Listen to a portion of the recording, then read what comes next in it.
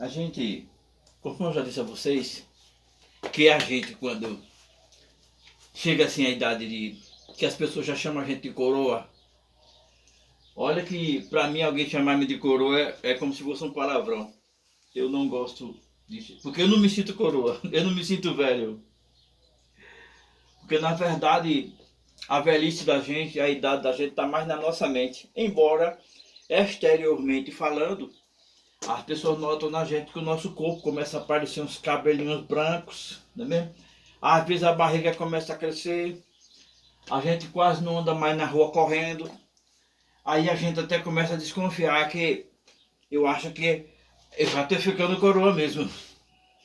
Mas quando a pessoa mentalmente não aceita que é velho, que é coroa, ele vai ter consequentemente uma vida de acordo com a sua idade mental, não é mesmo?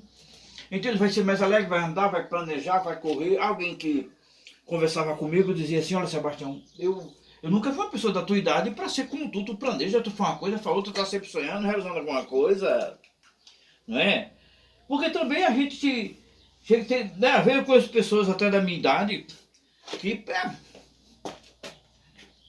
como é que tá, irmão? É mesmo, gente? Tem que levantar essa cabeça, né? Feito no exército, levanta a cabeça, né? Barriga para dentro, peito para fora, e o cara sai, né? A palavra de Deus tem um versículo que diz assim: diga o fraco, eu sou forte, né? Diz assim: diga o fraco, eu sou um guerreiro, né? Então, espremendo o caldo que há em mim, uma das coisas que mais vai puxar, eu acredito que é algo mental, força mental. Quer dizer, conforme eu já falei aqui, se você chegar à idade, passar dos 50, passar dos 60, e se você não foi acostumado a beber álcool, a estar fumando, a tomar, né, psicotrópicos, barbitúricos, ansiolíticos, consequentemente você vai ter muita coisa na cabeça. Vai ter muita coisa porque a cultura mudou demais. A cidade onde era árvore acabou-se, né? Mas eu quero voltar lá ao primeiro grau da minha vida e gostaria de contar para vocês como é que era uma das evidências da nossa vida, da minha vida quando eu era criança. As lembranças tão boas que eu tenho, porque eu não tenho quase lembrança ruim da minha vida, até hoje eu não tenho. Alguém diga assim, fala de uma coisa ruim, eu já falo das coisas ruins com sentido de humor, porque eu tiro graça daquelas coisas, da dificuldade que eu passei, não é mesmo? Mas já voltando às minhas raízes, na zona rural, de idade mais ou menos até 6 7 anos, por exemplo, na casa que eu morava, aí às vezes tinha o proprietário das terras, que era um senhor chamado Mané Lucas, e eu não consigo esquecer dessa fase, porque naquela época, consequentemente, na zona rural, nós éramos criança. Eu digo nós porque eu me refiro também a meus irmãos, né? Há um irmão que eu tinha chamado Dedé, Raminho. Então, eram os menores da minha época, né? Era mais assim, da minha idade. E a gente andava nu. E eu me lembro da fase que eu andava nu, como criança, na zona rural. Sem nenhum constrangimento, né? Então, e ali o proprietário da terra, às vezes eu brincando, correndo, ia até perto da casa dele, assim no acero da casa dele, junto ao terreiro. Aí ele fazia assim pra mim, ó.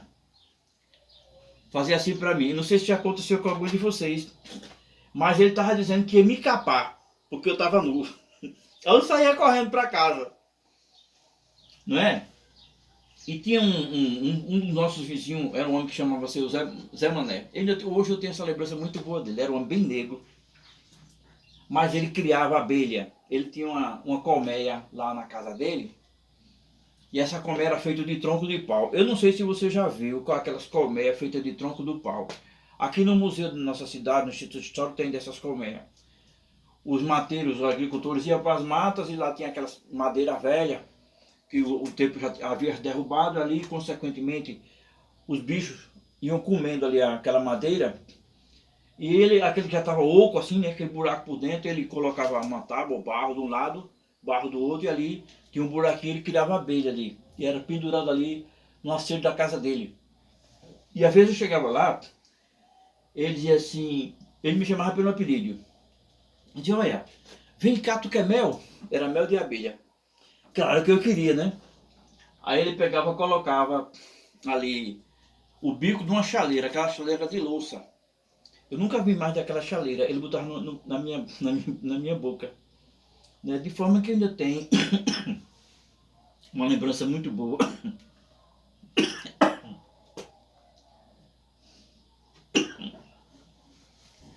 desse período da minha história. O que não faltava naquela época também era a história de Papa Figo, né? Sempre havia aquela história, alguém vinha da cidade, meu pai vinha para a feira, vinha da feira daqui, Vitória, aí ele pegava e dizia, ó, em tal lugar, um Papa Figo pegou uma criança, tirou o figo da criança e encontraram a criança aberta. E havia aquele alerta para todos nós, para nós não sairmos nem perto de casa, porque podia aparecer o Papa Figo ali. A gente não podia ver um estranho.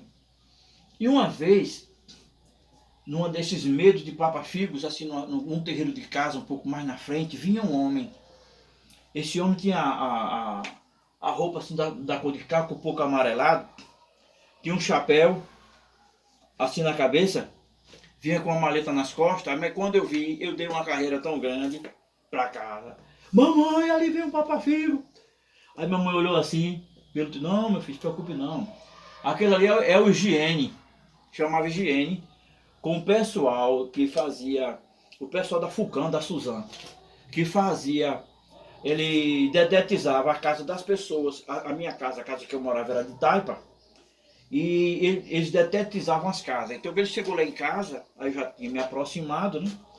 Aí ele pegou, pediu a mamãe uma vasilha com água, colocou ali naquela bomba, colocou ali um veneno em pó, né? E ele começou ali a dar pressão naquela bomba de...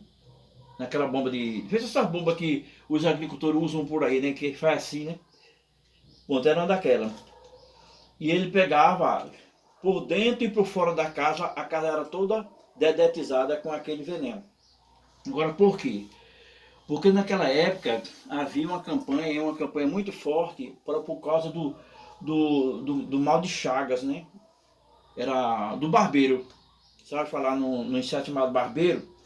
E aquele barbeiro, aquele inseto, era muito incidente nas casas que era de taipa, porque ele se infiltrava ali das brechas do barro da parede e ficava ali procriando, e ele, quando ele mordia a pessoa, muito tempo depois, aí era o mal de Chagas, aí a pessoa ficava com o coração inchado e morria. Eu quero uma lembrança daquela época, que hoje quase as pessoas não se lembram mais desses fatos, dessas curiosidades daquele período, não é mesmo? Foi um período assim, um período histórico da minha vida, das lembranças que ficam, mas observa-se que ele era chamado pelo nome de Higiene. Esse pessoal hoje que é aposentado pela Sulcam, pela Fusan aí, né? Eles são federais e eles eram, no Brasil todinho houve essa campanha para exterminar aquele inseto que tinha naquela época. Uma lembrança também que eu vou contar para vocês, depois eu vou falar sobre as nossas caças, como é que eram as nossas caças e as nossas pescas. Mas assim, uma lembrança boa que tinha assim da nossa infância era assim, porque lá em casa sempre, conforme eu já disse a vocês, naquela época não havia os métodos anticoncepcionais que existem hoje. De forma que as mulheres todo ano ganhavam bebê, né? Não tinha o DIU, não tinha o anticonceptivo, não tinha a ligadura das trompas, né? Não tinha o comprimido do dia seguinte, não tinha nada disso, não tinha os preservativos. Aí na concepção normal, todas as mulheres todo ano tinham filho. Aí na minha casa depois, eu tenho, por exemplo, eu tenho um irmão, inclusive eu peço oração por ele, que ele está internado. Ele é mais velho que eu, 2 anos. E eu tenho um irmão, 2 anos mais novo do que eu, que era, de um para outro era muito rápido, né? Meu irmão Raminho, ele é mais novo do que eu, 2 anos. E tem o meu irmão Nadinho, que é mais novo do que Raminho, que é em média de 2 anos também de diferença, do nascimento de um para o nascimento do outro. Mas nesses nascimentos depois de mim, uma das lembranças muito boas que eu guardo, por exemplo, quando minha mãe ia fazer papa, como era que era papa daquele tempo? Era papa muitas vezes de leite de cabra ou de leite de vaca. Ela peneirava a farinha numa peneirinha que tinha lá, não era de plástico, era uma peneirinha feita arupema, né? Vocês conhecem que é arupema? É aquelas peneiras que vendem, principalmente na época da época junina, né? para ali, para peneirar o milho, né? Tem uma desse tamanho, tem uma maior, mas tem umas pequenininhas. Ela colocava farinha, colocava um paninho ali e ficava peneirando aquela farinha. Ficava aquela farinha bem fininha, né? E daquela farinha, ela era o que fazia o mingau dos meus irmãos. Né? E quando ela ia fazer esse mingau, todos nós ficávamos de olho. Porque quando ela pegava ali no papeiro, que o papeiro era de barro, então eu já dizia, o papeiro é meu. Se eu não dissesse logo, outro meu irmão dizia assim, o papeiro é meu. Né? Porque quem gritasse primeiro, o papeiro é meu, era quem tinha direito ao papeiro. Porque ali quando ela com o dedo, ela botava aquele mingau ali no prato e para colocar na boca do menino, ou quando era mais novo, os engrossantes, para botar na mamadeira, então ficava um pouquinho, se ficava um pouco melado ali, o papeiro ficava melado dessa papa. Aí a gente aproveitava a papa, né, para se alimentar daquele restinho, porque aquilo ali para nós era uma delícia. Era uma coisa que... Eu me acostumei com esse negócio de papeiro, só que até tempos recentes eu gosto de negócio de papa e eu sempre gostei de comer o papeiro. Parece que é o supra-sumo da papa, né? Aquela parte que fica lá, que não desce para botar nos pratos. E eu sempre gostei desse negócio aí, né? Então, isso às vezes são evidências que fizeram parte assim da minha infância, do carinho dos meus pais, do carinho da minha mãe, né? As brincadeiras dos meus irmãos. E você pode até se perguntar, mas veja bem, como é que uma mãe, vamos dizer, uma mulher com 12, 13 anos de casado tivesse 10 filhos, que isso era normal antigamente, você conhecer mulheres que diziam, tal mulher teve, você conhecia alguém, minha mãe teve 18 filhos, teve 20 filhos, desses 20 se criaram 10, 12, né? Como ela fazia? Porque a mulher tinha uma criança agora, estava com 1 ano, quando estava com 1 ano já estava grávida do outro, não é?